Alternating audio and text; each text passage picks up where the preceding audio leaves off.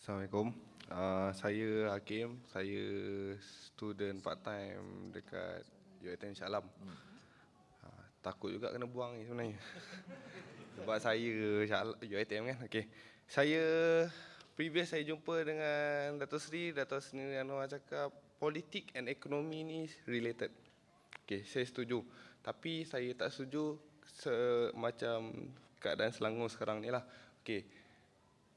Penggal sebelum ni Selangor bagi air free. So kita thank you lah. So sekarang ni saya tengok tak ada apa-apa pun dah bagi. Okay. So saya and then saya tengok kerajaan negeri Selangor dengan Pakatan Rakyat dia tak ada persefahaman. So means maknanya decision kerajaan negeri dan decision Pakatan Rakyat saya boleh katakan dia berbeza. Walaupun selepas keputusan apa-apa nanti Datuk Seri akan cakap sebelum ni Datuk Seri akan berunding apa semua tu kan.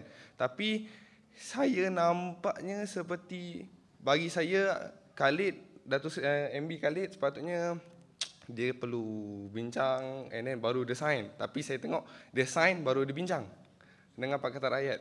So saya nak minta komen dari situ. Okey, yang kedua saya nak komen dari segi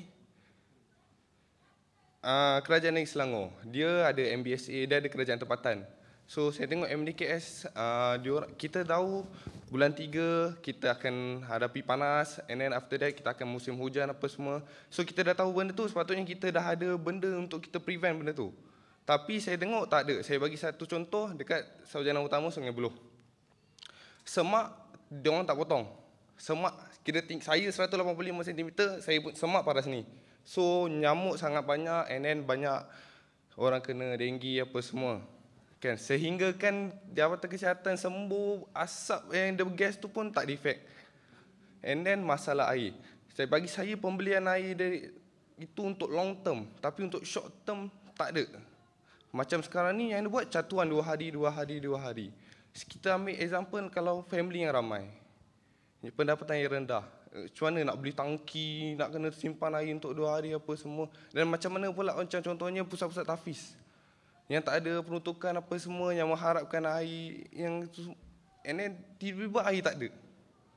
Macam mana kan? And then last kali saya nak cakap pasal GST. Because saya part time and then full time saya software account. Pasal GST saya nak tanya, ada GST ni dia ada international standard ataupun tidak? Kalau dari segi exemption dengan persen tu, kita tahu negara dia boleh set sendirilah. Tapi dari segi standard macam dia punya tax tu kena on invoice or on bound payment ke, saya nak tahu dia ada standard ataupun tidak. Itu saja. Terima kasih. Okey, lepas ni ya kita seperti sudah dialog, biar 3-3-3. Cuma kali ini saya jawab dulu, kemudian yang tu kita saya jawab 3 sekali untuk save time ya. Untuk bagi peluang kepada lebih ramai. Now, yang pertama ni soal umumnya ada kerjasama Tan Sri Khalid dengan kerajaan negeri. Exco je pun mewakili 3 parti, okey. Tetapi tentunya dalam perbincangan-perbincangan oleh Pakatan Rakyat ada pandangan. Mereka kita ni open. Umpamanya dalam sidang kita bulan Disember yang lalu, yang dihadiri Tugu Hadi Awang, Kit Siang dan saya, itu pandangan tentang kenaikan gaji yang agak melonjak terlalu tinggi. Jadi kita nasihatkan teguran kita jangan. Itu terlalu tinggi. Naik sikit tak apa, tinggi tak boleh. Sebab rakyat dalam keadaan susah. Itu ada gaji dengan allowance yang negeri. Kemudian soal cukai tambahan bagi pekerja-pekerja, itu kita tegur. Jadi dengan pengalaman ini menunjukkan bahawa harus ada kesediaan untuk runding lebih baik lah ya. Itu ada pandangan gitu. Tapi umumnya yang saya katakan yang penting sekali pengurusan ekonomi. Ya. Dia tak ada pembaziran, dia menjimatkan. Tetapi prestasi kerja saya akui umpamanya bukan jadi Sungai Buloh di Kajang. Keluar pada pekan sikit, suap parit, kotor, memang ada. Which means, kalau tanya saya, sebagai adun, insya-Allah kalau diberi sokongan. Yang tak bagi sokongan, orang Kajang. Maka saya terpaksa bagi penekanan kuat. Kerana kita ada dana. Kalau ada dana, soal parit, soal itu kena selesaikan bagi, yalah bagi tak Anwar ini soal international, soal national policy, yalah. Tapi bagi orang situ, parit penting juga. Faham tak? Jadi kita kena kaitkan keduanya. Keduanya itu penting. Jadi saya terima baik. Umpamanya macam masalah denggi, masalah nasional. Tapi kalau Selangor, betul tugas Kementerian Kesihatan. Tapi dia libat juga majlis keadaan tempatan. Juga kerajaan negeri, soal kebersihan dan tindakan kerajaan Kementerian Kesihatan. Okey. GST ini masa saya Menteri Kewangan, sebelum itu Tun Daim umum nak laksanakan. Kan orang UMNO semua kita Anwar dulu dia sokong GST, mengapa dia tak sokong sekarang? Jadi isu lah, dia viral. Dan saya berterupa UMNO ni dibayar, 50 orang kerja di itu saja. Tapi apa yang berlaku? Tun Daim dia umum dia akan laksanakan. Saya ambil alih sebagai Menteri Kewangan. Saya kata apa? Kenyataan saya ialah bahawa GST ini jika diteliti dasarnya dan pelaksanaan itu baik, itu adalah satu sistem percukaian yang telus dan efisien. Itu saya sebut. Dan kita akan terus mengkaji. 8 tahun saya Menteri Kewangan. Saya laksana. Dah, cerdiklah sikit. Maknanya walaupun saya kata sistem itu telus dan baik, kita tak bersedia laksanakan. Kalau tidak 8 tahun, masa itu tak bankrupt ekonomi macam sekarang ni. Masa itu pertumbuhan ekonomi 10%. Wang lebih. Belanjawan tiap tahun ada lebihan. Bukan defisit, bukan berhutang. Saya dah henti hutang semua.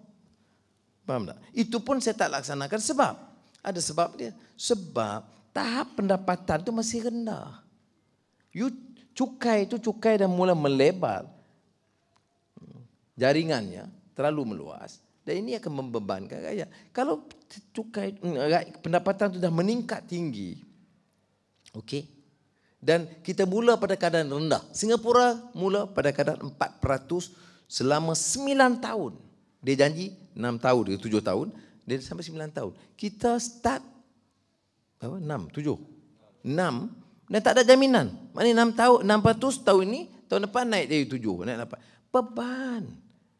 Keadaan ekonomi, pendapatan, you tahu pendapatan berapa. Kalau saudara belum kerja, ibu bapa kerja macam mana?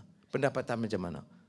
Kang barang naik. Oh dia kata tak akan turun, ada pengecualian. Pengecualiannya pun, ya, itu kita kena study efek dia. Ya.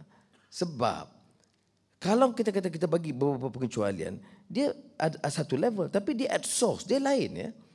Beli, pengangkutan, ya, sewa kedai, ini semua dia lain-lain ini. Jadi sebab itu cukai itu kalau kita cukai barang, gula tidak ada, tapi masa beli, masa di kedai, masa pengangkutan, itu cukainya bertambah. Orang kata baik, macam mana saya nak tak tambah?